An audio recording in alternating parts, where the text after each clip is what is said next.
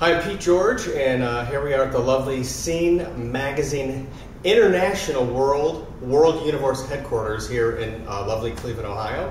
And I'm here in town headlining the Hard Rock Rocksino this Thursday, July 9th through the 12th. And we're doing 6 shows. It's going to be awesome. So tell us about how you first got into comedy.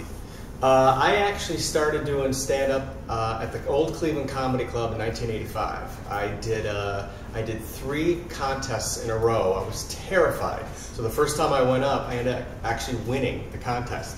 And then after that, I was so nervous that I had to wait another month to get the 50 bucks. And I won again, and then I won a 3rd time. And that was it. I just started getting work right away. Okay, how easy or difficult was it to find regular gigs? It was pretty good. There was a local comic magician who had me be his opener for a couple of years. So he would book all the work, and then I would just open for him, and it was easy, and he was a lot of fun to work with. So. And you had no interest in doing magic? No, nothing. I let him do it, you know, and it was great because I would watch him, and he would pick up these women, you know, with magic tricks, and I'm like, well, maybe I should get into magic. Cool. But I had a guitar, so that was cooler. So you play guitar in your routines as well, right? Yeah, it's half stand-up. In the second half, I use my Strat with my effects, and I do like this history of rock thing, and it's a lot of fun. You know, I do like a black version of Stairway to Heaven, which is, you know, really interesting and funny. So, yeah, nowadays, it's even funnier. Do you bring us up to the current time period of rock and roll, or no? Sometimes I'll say some things, because it doesn't really have the impact because it doesn't have the legs, you know, over the years. You have to have something that people kind of are ingrained with. You know, if you can do like 80s music, people they get that, they feel that. Right. And there's a bigger connection. So, you know, some people come up and are like, oh, why don't you do some Megadeth? And I'm like, well, because I'm doing a retirement home. You know, it doesn't work. You know, so. And tell me about the guitar picks. Okay, so the guitar pick necklaces, we actually designed these, and I've got about, I think, 20 different styles, but I sell these after the show along with my comedy CD. It's called Comedy You Can Dance To, for the guitar. And a small portion goes to Dream Street Foundation, which is a foundation that provides free camping for kids who are terminal or chronically sick. There's like 7 camps around the country. So. Oh, that's great. Yeah. Huh. And you have a couple of TV shows in the works. Well, I have, let's see, it's actually just started airing last Saturday. It's called Tabloid, an investigation discovery. Right. I played a prison psychologist by the name of Dr. Salk.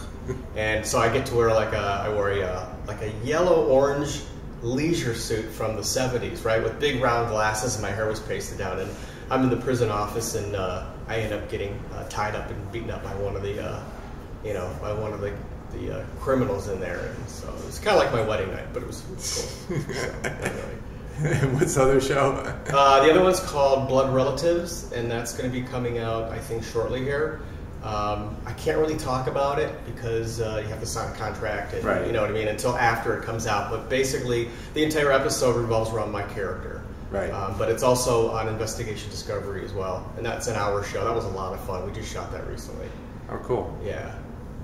So, anything else that you want to add? Well, tell us about the Audi ad, the TV, the ad Audi? for the TV or car. Yeah. Yeah. So I did an Audi spot that's been running on the web for a while now. Right. And that's where I got to work with a dog, and that was interesting because they had me go and train with the dog the day before for a few hours, and it was a lot of fun. But they brought the whole crew in. I guess I'll tell the quick story. It was kind of embarrassing, but so when I was doing the training, the trainer said you do this thing called a Toyota jump, and you put your hands straight up, and the dog jumps straight up, and it knows that's a Toyota jump. And she said it's like a Heil Hitler kind of thing, right? You know, Toyota jump. And I'm like, okay. So the day we're shooting, she's in the bushes behind me because the dog's not listening to the commands, and she's trying to help me out. And then the whole crew is there, and I'm going, Toyota, but I'm not putting my hand up because I'm thinking about my character, and I'm nervous, and I'm not doing so the dog doesn't know, and I'm, Toyota, Toyota. So the whole crew, everybody, the director, everybody, they're in from Germany, okay? Because it's Audi. Right. And all of a sudden, I'm going, Toyota. She goes, no. She goes, Heil Hitler. And I go, Heil Hitler. No, Toyota jump. Oh my God. I can't believe I do it Heil Hitler. Because I did it And afterwards, she goes, I can't believe you did that. I'm like, I can't believe you told me to do that. Right. She goes, well, I didn't mean to do. I go, why didn't you just say put your hand up? Like, everybody thought it was funny. Yeah. Because I did it out of like that stupid, but that's kind of like my life. I'm always putting my foot in my mouth and saying like stupid things like that. I love that ad. It's really neat. That dog is a genius, huh? Oh, the dog was All the tricks amazing. that it does, It really yeah. was. I mean, as soon as I walked up when I was training with it, I walked up, it came running, didn't even know me, jumped right up into my arms, and I caught it. And the thing was, I couldn't believe how well trained. Right. So, Yeah. yeah. So you have 6 shows this weekend. What can we expect out of them? A lot of fun. Yeah. I always have a lot of fun, no matter what the audience, whether they're with me or not. I have Right. fun, which makes them then have even more fun. Right. But 6 shows. There's a show this Thursday, July 9th, and then 2 shows Friday, 2 shows Saturday, 1 show Sunday. There's an opening act, and it's like I said, I was there last year, and I had such a good time. My parents come to like practically every show. They're like 80 years old, but they don't care. They're 80. They don't remember the jokes. Right. So.